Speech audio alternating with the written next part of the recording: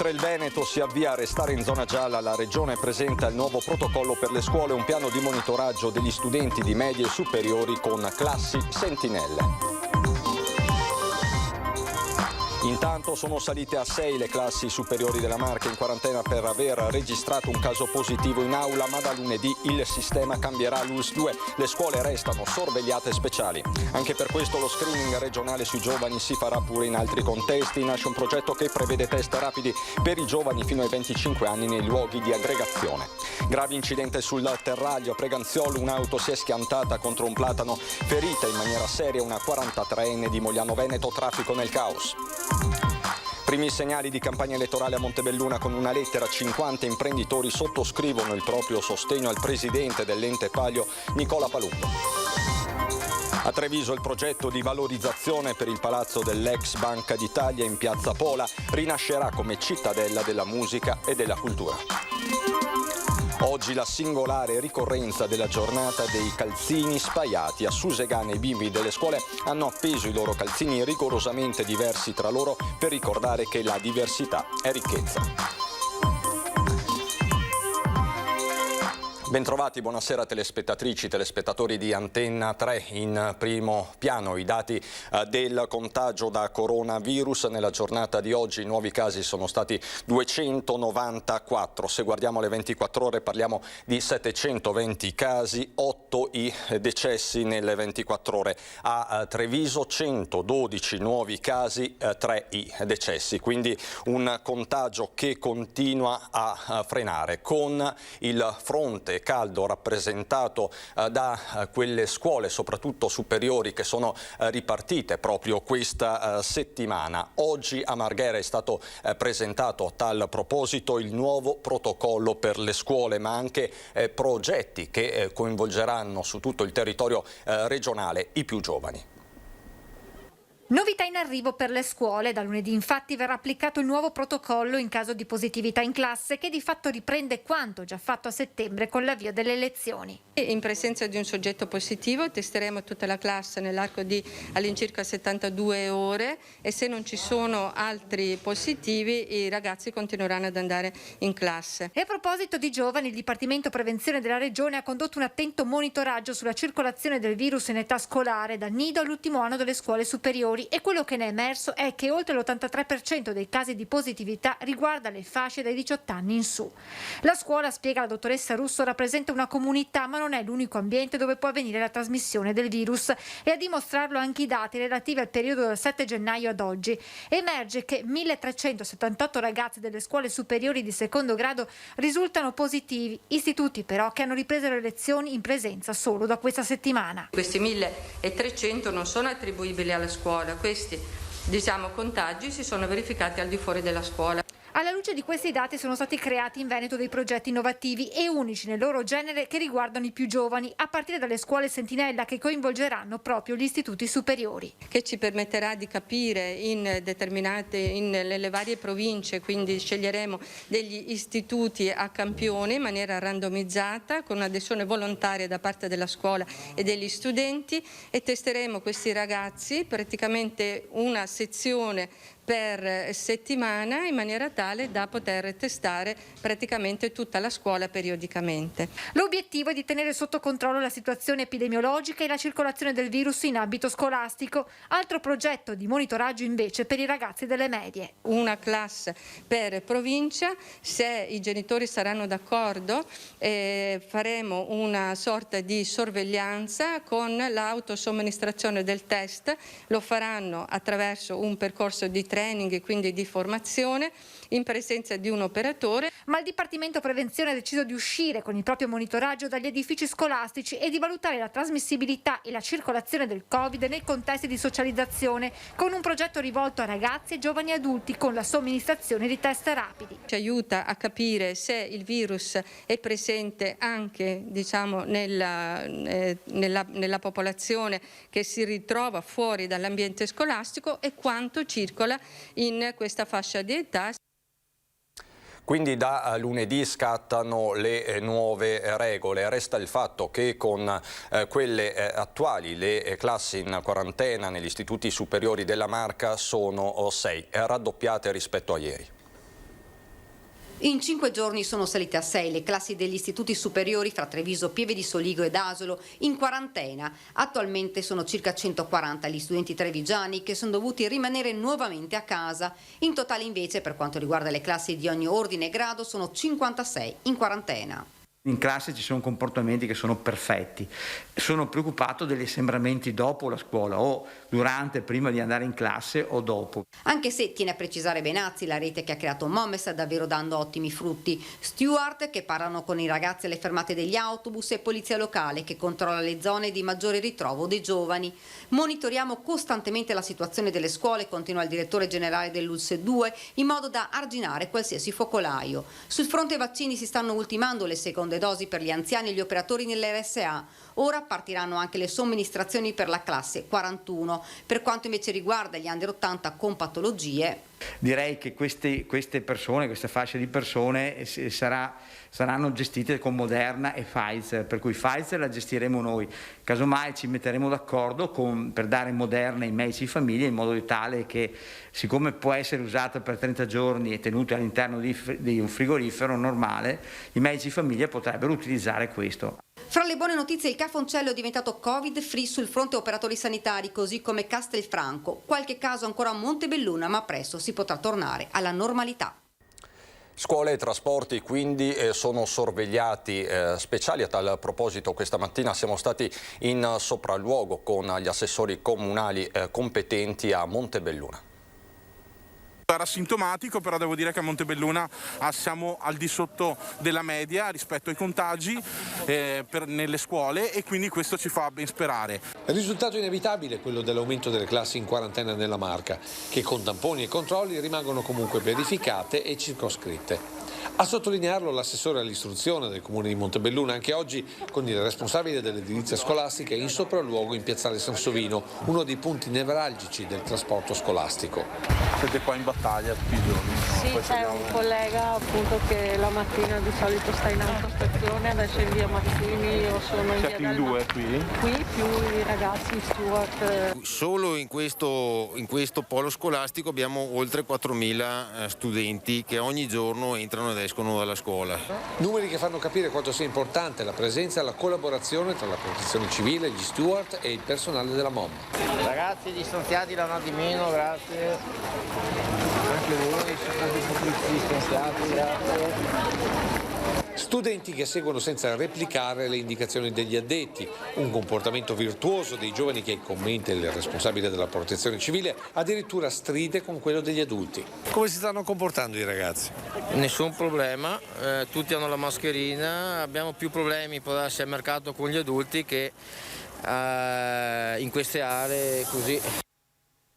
Non c'è ancora il verdetto finale del venerdì sera, quello del CTS, ma il Veneto è destinato a rimanere in area gialla anche perché l'indice principale, l'R con T, è fermo a 0,63, quindi il Veneto è una delle 3 regioni che fanno meglio in Italia insieme a Trentino e Basilicata. È partito da qui il governatore Zaia per dire che non si abbassa la guardia, rivolgendosi direttamente al mondo dello sport che da domenica sarà concentrato a Cortina per i mondiali.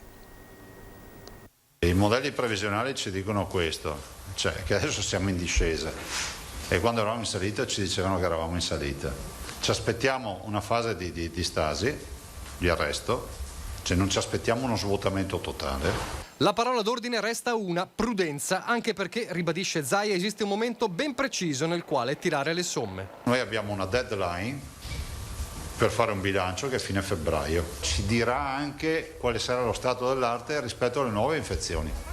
Cioè sarà innegabile che avremo delle nuove infezioni. La vera sfida è capire se saranno piccoli cluster, contenuti, diciamo, fra virgolette, brutto dire, ordinaria amministrazione ormai rispetto a quello che abbiamo vissuto, o se ci sarà una nuova tendenza a riprendere la curva. Se riprendiamo la curva, i parametri stabiliti oggi dall'Istituto Superiore della Sanità ci sparano direttamente in arancione e rosso. Il governatore mette in guardia: nessuno pensi che con il vaccino o la sperimentazione degli anticorpi monoclonali l'incubo possa finire in fretta. La prima arma è sempre quella che ci accompagna da un anno a questa parte: mascherina, distanziamento, igienizzazione delle mani. Inevitabile l'appello al mondo degli sci a 2 giorni dai mondiali di Cortina. Lì c'è un ambiente ipercontrollato, però è pur vero che se qualche cittadino ha un modo, penso anche a tutti coloro che gravitano nell'ambiente, diciamo, del comune di Cortina, insomma di quelle località, non è vietato spostarsi, siamo in zona gialla e così vale anche questo appello per le piste da sci di avere la massima attenzione. Se anche a sciare bisogna andare con la mascherina, quantomeno portarla in tutti gli impianti di risalita. Avevano deciso di saltare scuola e andare al bar, ma non certo a fare colazione ma a bere alcolici. È stata una pattuglia dei vigili urbani di Treviso, guidati dal comandante Andrea Gallo, che si è accorta degli studenti seduti a un tavolino. Immediatamente è scattato il controllo. Si tratta di 2 diciottenni e di un 17enne, rispettivamente Dino Ale, Roncade e Zero Branco. Per il bar è scattata la multa di 333 euro per aver servito alcol a un minorenne. Avvertiti anche i genitori del ragazzo, tutti e 3 sono stati segnalati al preside della scuola. E a proposito di controlli, sarà il primo weekend dopo tanto tempo in fascia gialla, per questo proprio i controlli saranno aumentati.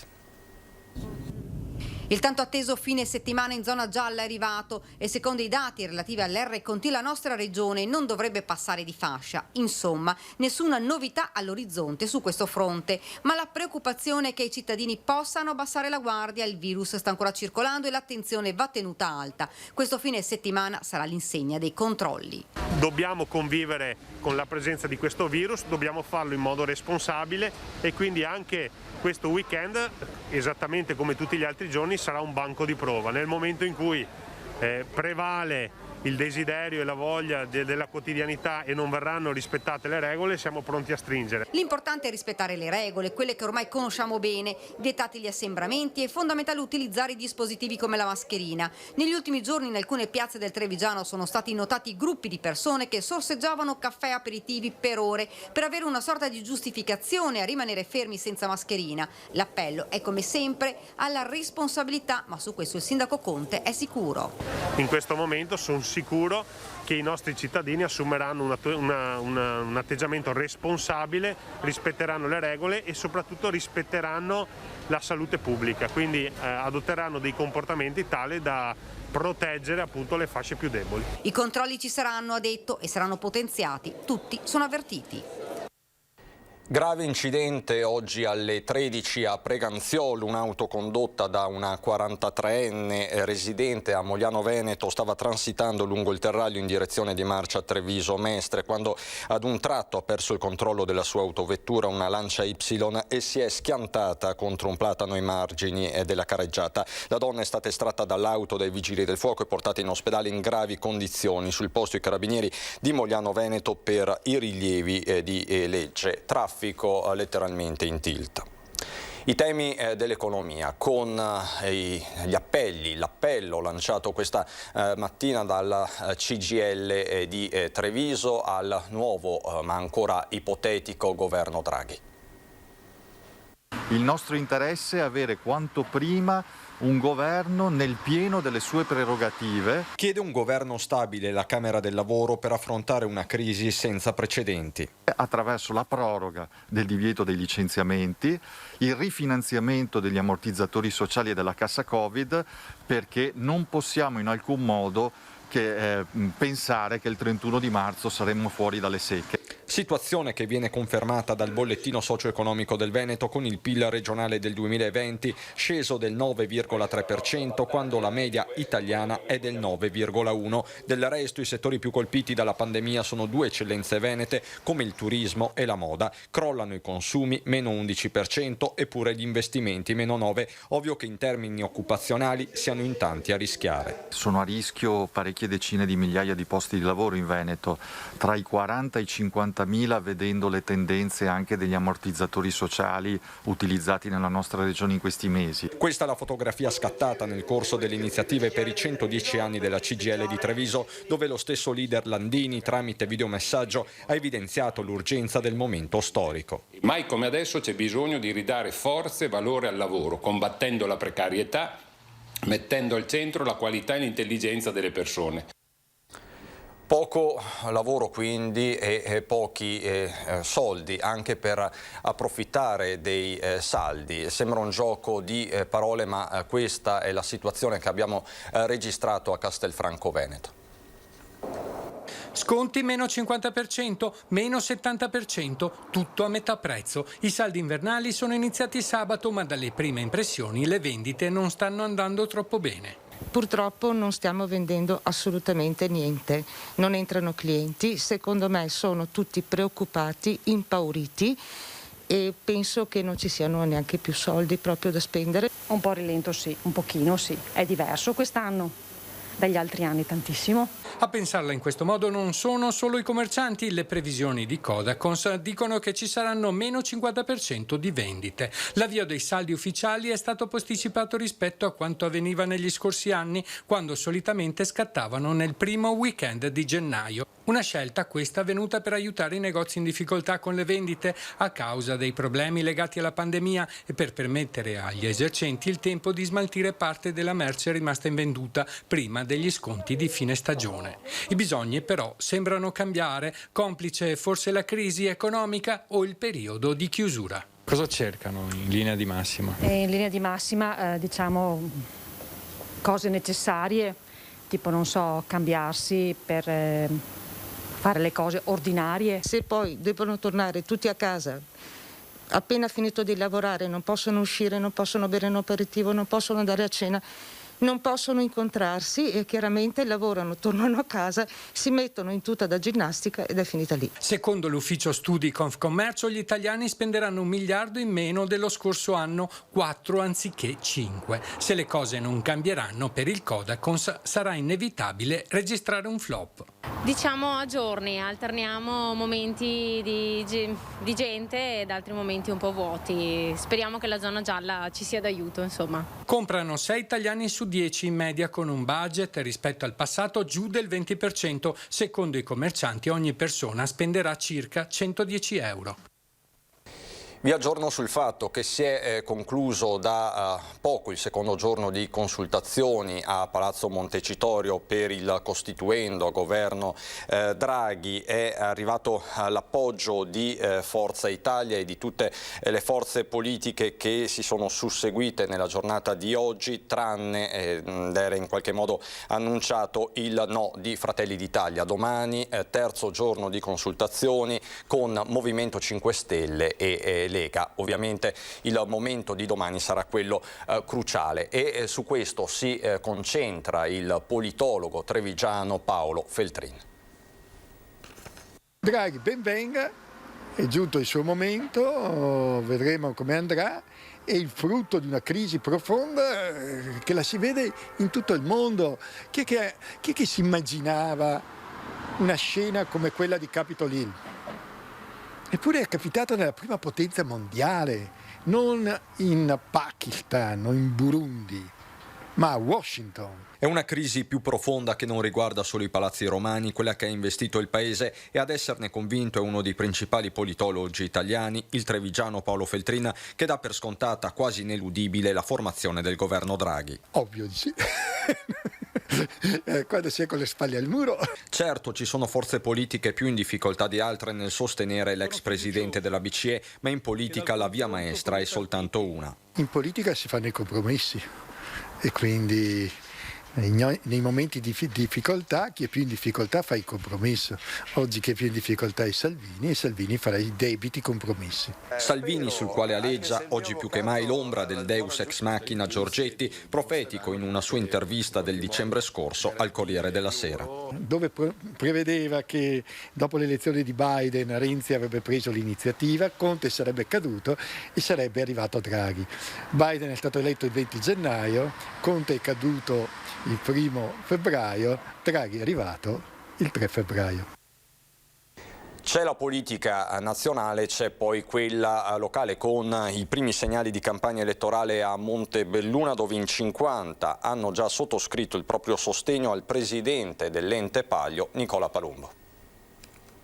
Ma io penso che Nicola Palumbo sia un'ottima scelta per 2 motivi sostanzialmente. Il primo ovviamente è quello di, secondo me, va ringiovanita un po' tutta la classe dirigente soprattutto a livello amministrativo. La seconda è il momento anche di introdurre persone che non vengano dall'establishment politico classico, ma abbiano avuto un'esperienza anche amministrativa. Un volto notissimo delle grandi imprese del calzaturiero montebellunese, una delle 50 firme che oggi sono scese in campo per sostenere quello che potrebbe essere il nome nuovo delle prossime elezioni per sindaco e consiglio comunale a Montebelluna. Una scelta diversa rispetto ai nomi di partito di un tempo, e lo dimostra l'incarico romano di Mario Draghi, più favorevole ai tecnici che ai politici.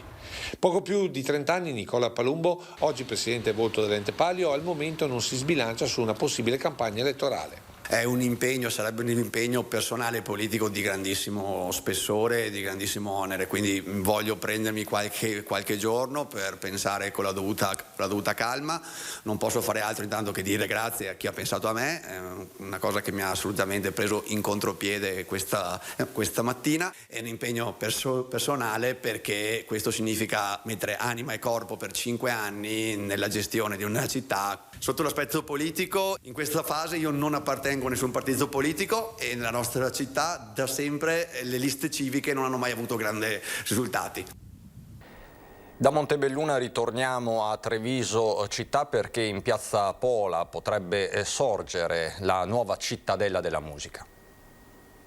Sarà la musica a far rinascere l'ex Banca d'Italia e con essa Piazza Pola nel cuore di Treviso. Questo lo spirito del patto siglato tra Comune, Associazione Musicale Manzato e Gruppo Baccini, un accordo pubblico-privato che prevede il trasferimento della Manzato con i suoi 180 allievi dall'attuale sede di Palazzo da Borso all'ex banca, ora di proprietà del Gruppo Baccini, che metterà a disposizione un'intera ala dell'edificio. È arrivata questa opportunità uscendo, spero, da un periodo in cui comunque trasversalmente tutti abbiamo affrontato questo Covid economicamente e moralmente e ci siamo sentiti quasi, non dico in dovere, ma insomma ci piace dare l'idea che si possa ricominciare dai giovani. Dal canto suo la Manzato, che riceverà dal Comune un contributo di 30.000 euro all'anno, si obbliga a proporre un piano di valorizzazione dell'offerta. Nel giro di 2 mesi, quindi il 30 di aprile, saremo in grado di produrre un programma con un preciso progetto di fattibilità. Ma l'ex banca ospiterà anche un distaccamento del Conservatorio di Castelfranco. Proprio per portare l'alta formazione in città e decentrare quindi un'attività musicale, artistica e di formazione elevata che può rivalutare quella che è la formazione ulteriormente presente a Treviso. Di progetto ambizioso parla il sindaco Mario Conte con l'assessore Lavinia Colonna Preti, anche perché l'ex banca potrebbe diventare sede di mostre temporanee e valorizzare il materiale conservato nei depositi dei musei civici. 5 anni dalla scomparsa di Giulio Regeni e dopo 3 appelli al governo, il comune di Treviso è tornato a esporre stavolta a Casugana, lo vedete, lo striscione a lui dedicato che resterà fisso per 30 giorni. Ci uniamo al dolore e al desiderio di verità della famiglia, spiega il sindaco Mario Conte, che sottolinea come l'iniziativa sia stata presa dall'intera maggioranza. Ancora a cronaca subito dopo la pubblicità.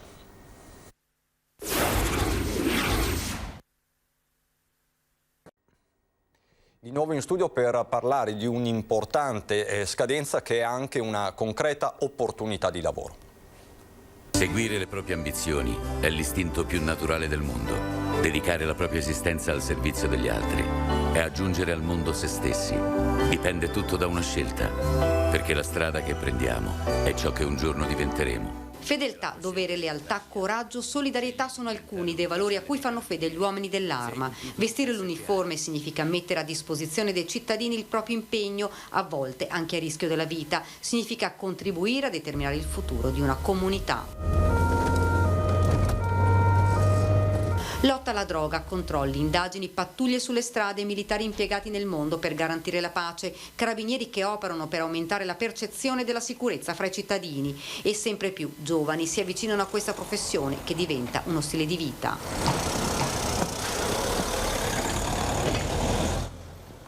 Il 16 febbraio 2021 è stata fissata la scadenza per la presentazione delle domande per partecipare al concorso per l'arruolamento al 203esimo concorso dell'Accademia Militare per ufficiali dell'Arma dei Carabinieri. Questo darà la possibilità ai vincitori di concorso di misurarsi in una professione dove, al di là degli aspetti legati ovviamente alla carriera, alla retribuzione, però indubbiamente c'è la possibilità di contribuire veramente al futuro delle comunità, gestendo nelle comunità dove veniamo impegnati veramente quelle che sono le principali problematiche. Oggi 5 febbraio, pensate un po', è la giornata dei calzini spaiati che al di là dell'aspetto simpatico che negli anni ha assunto ha un significato molto più profondo, come ci raccontano i bambini di Susegana. Eccoli i bimbi di Susegana che, stringendo tra le manine delle mollette, hanno appeso i loro calzini rigorosamente diversi tra loro a questo filo, un gesto simbolico per festeggiare la giornata dei calzini spaiati, raccogliendo l'appello rivolto a bambini, genitori, insegnanti ad indossare appunto calzini di colori e lunghezze diverse.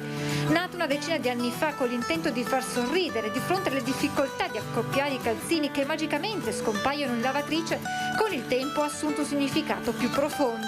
Diverso è solo diverso e non normale.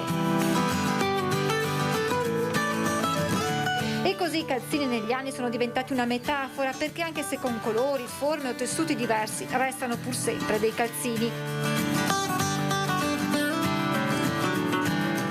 Ecco che la giornata diventa l'occasione di sensibilizzare soprattutto i più giovani ad avere uno sguardo nuovo verso le diversità.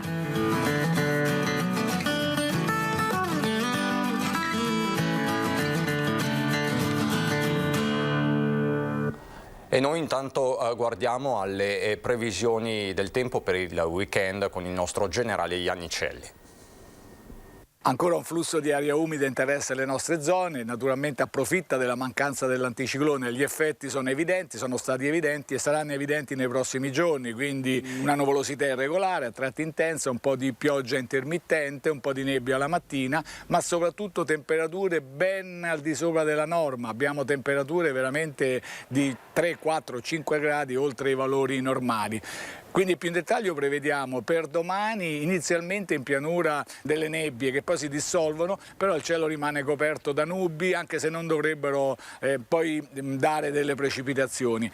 Per dopodomani un flusso di umido più organizzato provocherà delle piogge intermittenti ma abbastanza diffuse, ecco, quindi una domenica all'insegna anche della pioggia. Poi un certo miglioramento e durante la prossima settimana avremo questa variabilità, questa nuvolosità dovuta, ripeto, al flusso di aria umida. Un miglioramento più sensibile è previsto proprio per fine della prossima settimana, quando l'anticiclone dovrebbe riorganizzarsi.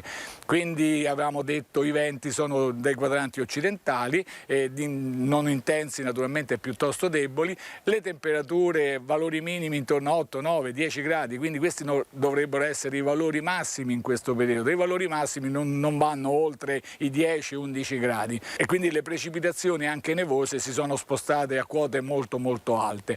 Per finire l'Alta Adriatica è previsto da mosso a poco mosso. È tutto. Andiamo a Belluno.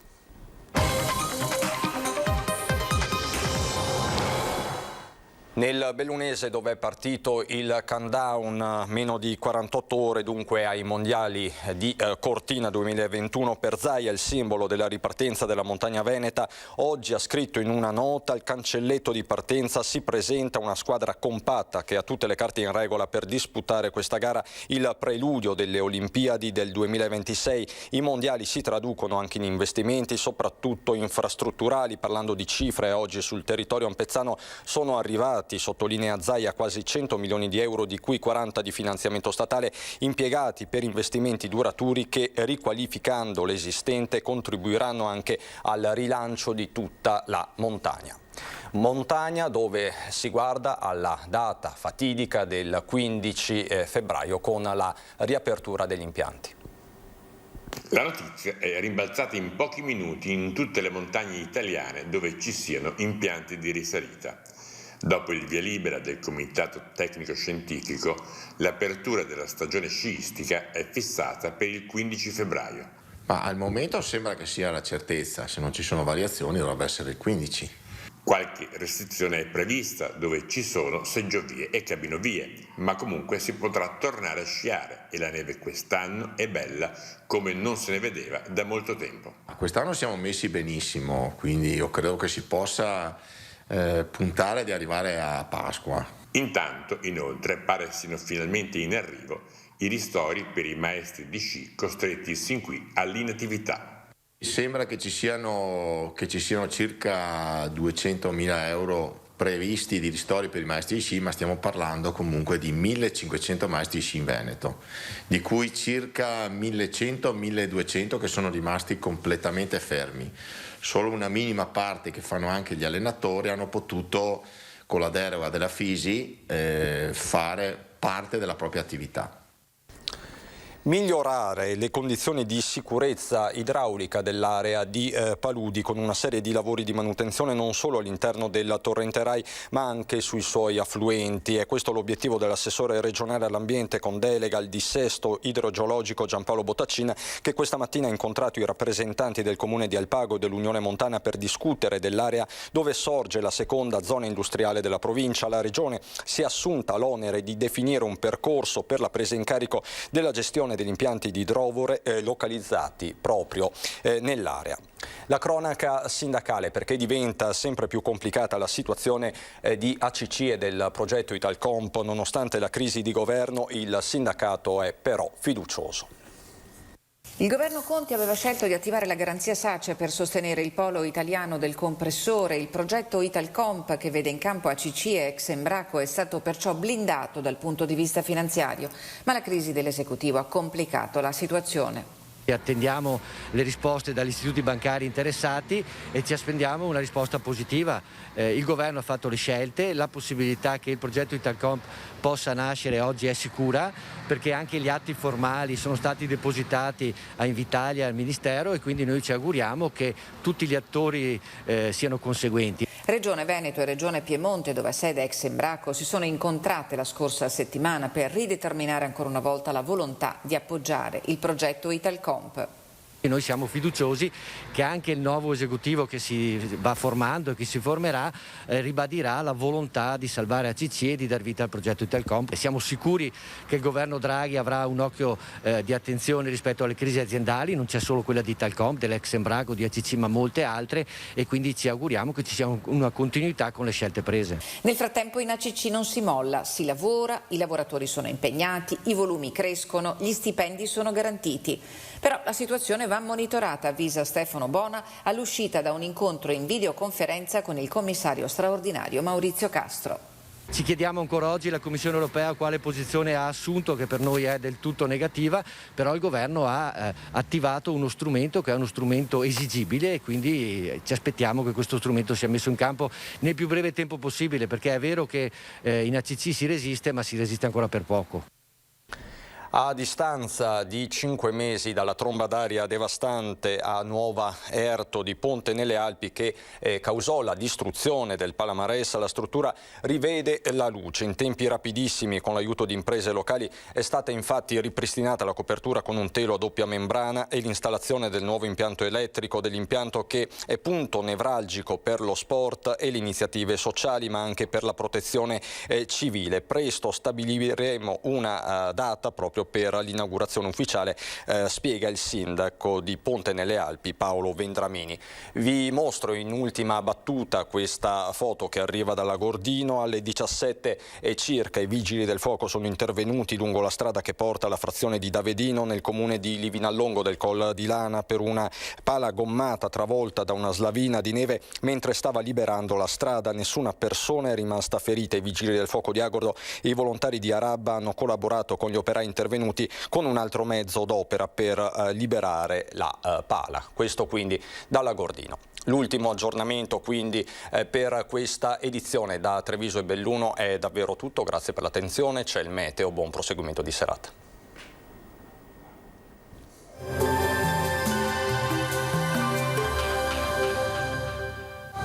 Goditi il caldo delle migliori marche di stufe e caminetti. Tu scegli, noi pensiamo a tutto il resto. Meneghel, a Roncade, Treviso. Bentrovati al meteo. Pressione atmosferica in calo. Nel weekend una perturbazione transiterà sull'Italia e dunque il tempo peggiorerà gradualmente anche sul nostro territorio. Vediamo insieme il dettaglio di sabato 6 febbraio. Sul Veneto avremo una giornata piuttosto uggiosa con cielo in prevalenza coperto e nebbioso, specie in pianura ma anche sulle vallate alpine e prealpine. In alcune zone le foschie saranno anche fitte e persistenti. Dal tardo pomeriggio e soprattutto in serata piogge via via più diffuse un po' su tutta la nostra regione. Temperature stazionarie, dunque tutto sommato miti, minime tra 4 e 8 gradi, valori massimi compresi invece tra gli 8 e gli 11 gradi all'incirca. Ci spostiamo ora sul Friuli Venezia Giulia, anche qui avremo molte nubi con cielo grigio, qualche schiarita sui rilievi. Entro sera precipitazioni su tutti i settori. Temperature minime tra 7 e 8 gradi, massime invece sui 10-11 gradi. Uno sguardo infine alla situazione del Trentino Alto Adige, cielo coperto, foschie sui settori meridionali, possibili schiarite invece sulle Alpi di confine, anche qui peggiorerà con il passare delle ore. Temperature minime intorno ai 3 gradi, massime invece sugli 11. Dal meteo di Antenna 3 per ora è tutto, grazie per l'attenzione e arrivederci.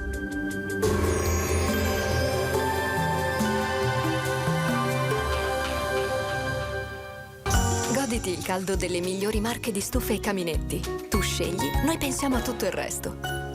Meneghel, a Roncade, Treviso.